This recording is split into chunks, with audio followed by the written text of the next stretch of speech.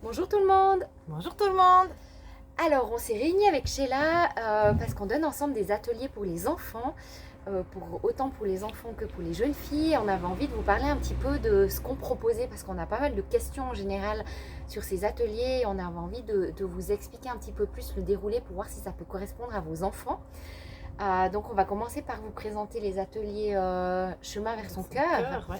On a créé ces ateliers il y a 6 ou 7 ans maintenant, j'ai pas calculé exactement, mais ça fait pas mal 7 ans, je d'années crois qu'on fait, ouais. qu'on donne ces ateliers aux enfants entre 6 et 12, 15 ans. Enfin, voilà, après ça dépend tout des besoins de l'enfant, mais on peut aller sans autre jusqu'à 15 si l'enfant est OK d'inclure un groupe avec des enfants plus jeunes. Donc les ateliers, le chemin vers mon cœur, on a appelé ça comme ça parce que on a déjà créé ces ateliers, on y a mis vraiment tout ce qu'on avait appris dans nos formations, qu'on sentait vraiment qui pouvait être utile et porteur pour vos enfants. Et pourquoi chemin vers mon cœur? Moi j'explique toujours parce qu'on est dans un monde où on demande de fonctionner énormément avec la tête. Notamment à l'école, les enfants doivent tout le temps, très souvent en tout cas être dans leur tête, ce qui est très bien, mais parfois on fonctionne tellement avec sa tête qu'on ne sait plus aller rechercher au fait des forces qu'on a en nous. Avec les formations que j'ai faites, on part vraiment du principe qu'à l'intérieur de nous, on a toutes les ressources. Mais seulement, on reste bloqué au niveau de nos têtes, on n'arrive plus à accéder à ça. Donc c'est pour ça qu'on va faire le chemin vers son cœur. Donc on va apprendre aux enfants à passer de la tête au cœur. On dit que les ressources sont dans le cœur. C'est symbolique, mais voilà, après on prend comme on veut.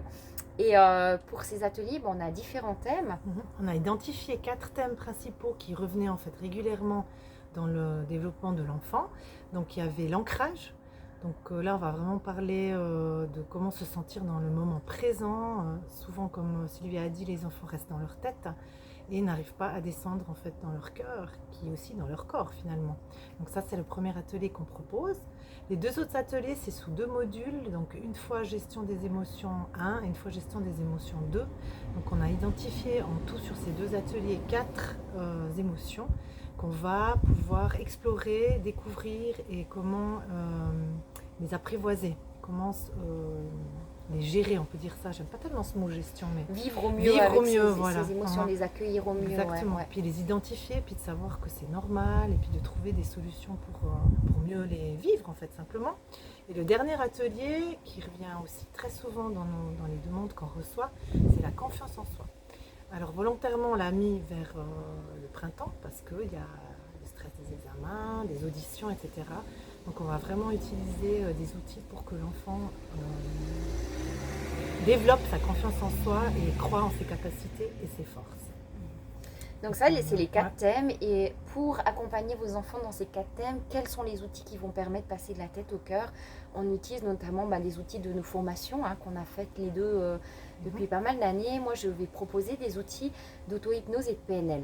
Alors, c'est des outils qui vont beaucoup utiliser l'imaginaire et amener de manière hyper ludique. Les enfants sont très preneurs, ils ont beaucoup moins de conditionnement et ils expérimentent l'outil toujours sur place et ils sentent directement ce que l'outil permet. Donc ça, c'est vraiment des outils qui peuvent être hyper simples et ludiques que les enfants vont pouvoir refaire. Ils ont notamment toujours un document de cours avec chaque étape de chaque outil pour pouvoir les refaire quand ils en ont besoin dans leur quotidien. C'est le but. Ces outils sont là pour les aider. Nous, on va les faire les expérimenter, ils vont sentir le bienfait. Mais après, le but, c'est qu'ils les réutilisent dès qu'il y a un examen, un concours, un stress, peu importe. Ils peuvent utiliser ça. Donc ça, c'est les outils que moi, j'apporte avec mes formations. Et Sheila, elle apporte aussi, elle va vous expliquer. Oui, tout à fait. Alors moi, dans mon parcours, je vais amener dans ces ateliers un côté créatif. Donc les enfants vont pouvoir créer des objets magiques, donc des choses qui vont dans la matière, qui vont pouvoir prendre avec eux et utiliser et qui les soutiennent au quotidien dans les problématiques qu'on a évoquées tout au début de la vidéo. Et puis moi je vais amener toute la sagesse des plantes, donc tout ce qui est la psychoénergie des plantes. On va vraiment la mettre en place, les enfants vont pouvoir découvrir les bienfaits des plantes et surtout où les appliquer et comment les faire dans un cadre sécuritaire. Ils vont prendre ces objets avec eux à la maison, qui puissent donc ensuite combiner nos deux apports, nos 2 compétences pour vraiment avoir une sorte de panel, d'épouvantail, j'allais dire, mais c'est d'éventail de possibilités pour pouvoir justement vivre au mieux les 4 thèmes qu'on a identifiés au départ. qui est intéressant, c'est que justement, moi j'apporte ces outils à travers l'imaginaire, à travers le corps, et Sheila avec les plantes et les outils créatifs. Certains enfants vont être beaucoup plus sensibles aux plantes, donc ils vont utiliser peut-être plus facilement les roll-on, les sprays, et puis d'autres, c'est plus l'imaginaire. Après, des fois, on va apprendre, on va combiner. Et ce qui est chouette aussi, c'est que justement, l'énergie du groupe, elle est hyper porteuse. C'est pour ça qu'on le fait en groupe, dans le sens que qui reviennent aux 4 ateliers, parce que tout d'un coup un enfant va dire à l'atelier suivant: oh, j'ai eu un examen l'autre jour, puis j'ai utilisé tel outil, puis ça a été trop bien.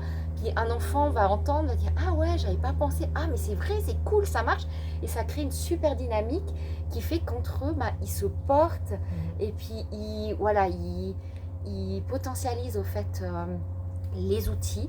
Et puis nous on répète à chaque atelier un peu les mêmes choses pour qu'ils réintègrent, parce que c'est clair que c'est un fonctionnement qu'on n'a pas l'habitude d'avoir voilà, c'est pas des outils qu'on utilise toujours, et du coup c'est pas automatique, donc on répète régulièrement pour que ça vienne plus automatique, et puis qu'après ils installent ça un peu comme une hygiène, une manière d'être, une hygiène de vie. Donc voilà un petit peu ce qu'on voulait vous partager par rapport à ces ateliers. Je dirais vraiment que ces ces deux compétences qu'on a ensemble, ça active ce chemin vers le cœur, quoi. Ouais. Vraiment que les enfants ils puissent prendre conscience que dans leur cœur il y a toutes les ressources possibles pour pouvoir avancer dans la vie avec les meilleures, comment on va dire, avec la meilleure façon possible. Ils n'aient pas besoin de chercher les solutions avec la tête, mais qu'il y a aussi d'autres moyens. Et puis voilà, puis on fait 2 séries de 4 ateliers. Il y en a un qui commence de septembre à décembre, il y a 4 ateliers, puis après il y a de janvier à avril, 4 ateliers. Donc voilà. Répétez peut-être les thèmes. Ouais. Il y a l'ancrage, gestion des